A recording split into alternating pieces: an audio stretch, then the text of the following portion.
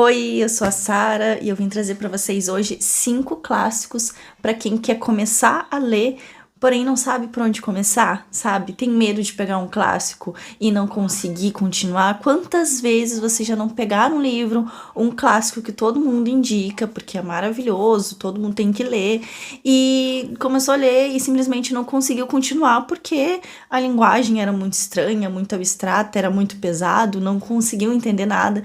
Então, eu tenho uma ótima notícia para vocês. A gente consegue ler livros, consegue começar a ler clássicos com uma linguagem simples, de uma forma fácil de conseguir entender aquele livro e até gostar. Na verdade, até favoritar um clássico. Não é porque ele é clássico que ele tem que ser difícil de ler, que tem que ser muito...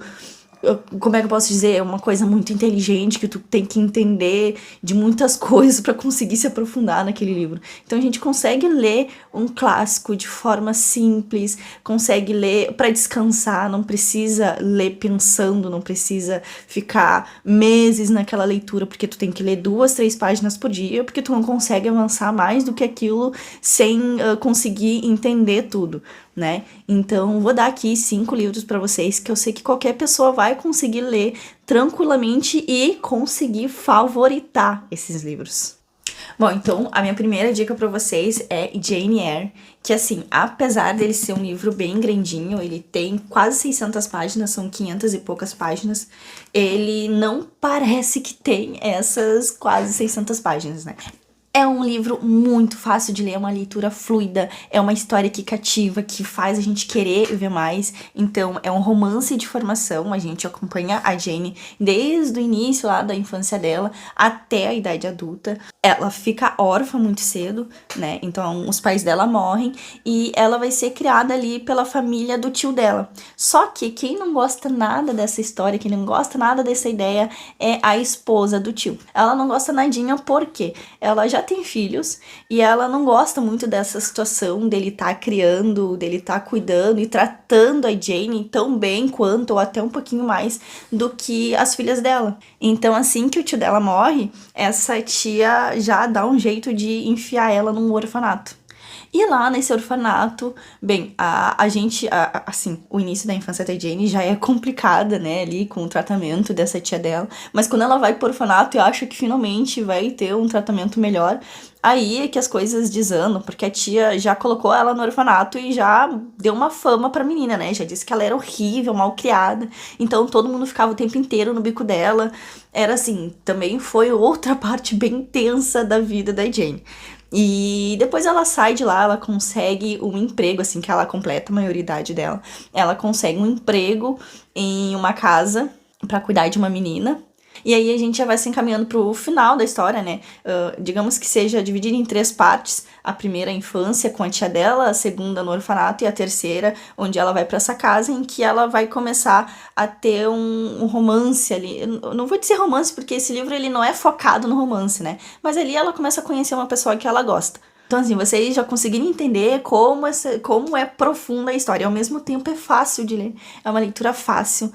É uma história profunda. Tu não precisa ficar, assim, lendo 1000 páginas e sem entender o que tá acontecendo, porque literalmente a história corre e o tempo inteiro a gente fica tentando esperar o que vai acontecer, como é que ela vai se desenrolar, e o sofrimento também que passa na infância dela inteira, até depois que ela cresce. Enfim, é uma história muito boa. E, assim, eu leria 800, 900, 1000 páginas e eu não sentiria. Foi o que aconteceu aqui. Eu tava lendo e eu não sentia as páginas passar. Quando eu vi, eu já tinha lido 200, 300, 400 páginas e eu queria mais. Então, é uma dica, uma das melhores leituras que eu tive, assim, em relação a clássicos. A segunda dica que eu tenho pra vocês é A Dama das Camélias. Esse livro aqui, ele foi escrito pelo Alexandre Dumas Filho, que ele é o filho bastardo do Alexandre Dumas, que escreveu o Conde de Monte Cristo. Esse livro, ao contrário de Jane Eyre, ele já é um livro bem pequenininho, um livro curtinho, então assim, ele é muito rápido de ler, dá pra segurar com uma mão só,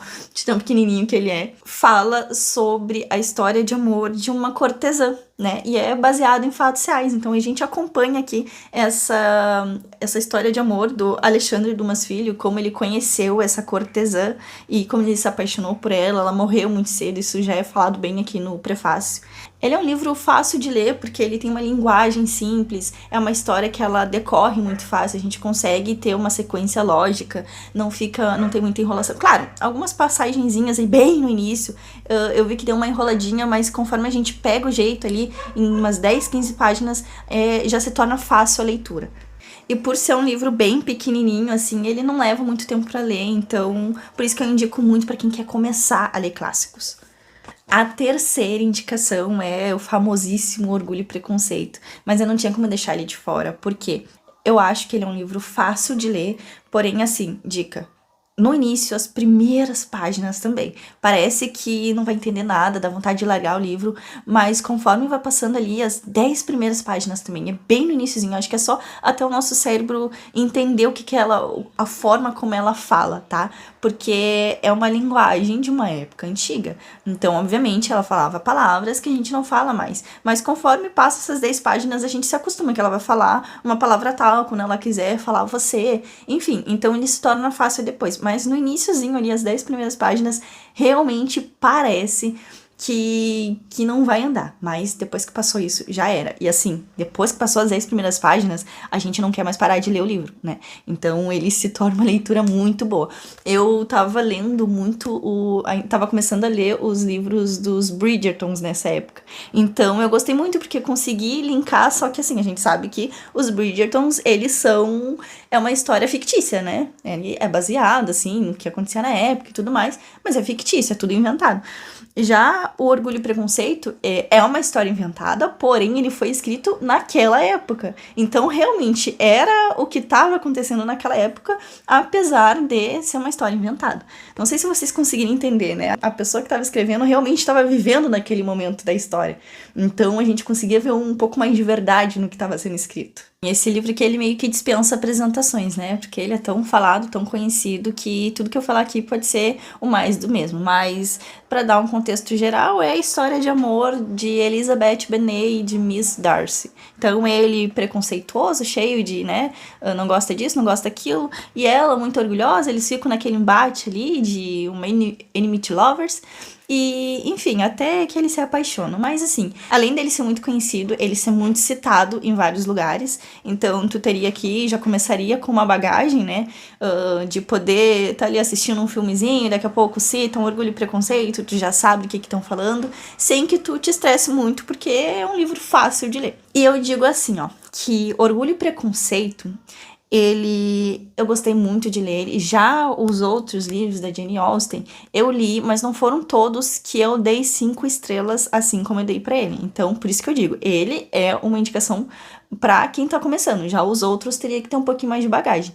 Pode ser também que eu não tenha gostado, porque essa versão aqui da editora Príncipes, ela é um pouquinho difícil, porque eu vejo que a tradução dela, ela é bem literal, assim, não tem muita facilidade, não tem muita ajuda no texto, né? Porque geralmente clássicos, eles têm uma ajuda aqui na hora que tu tá lendo, pra ter uma palavra aqui que é um pouquinho diferente, daí...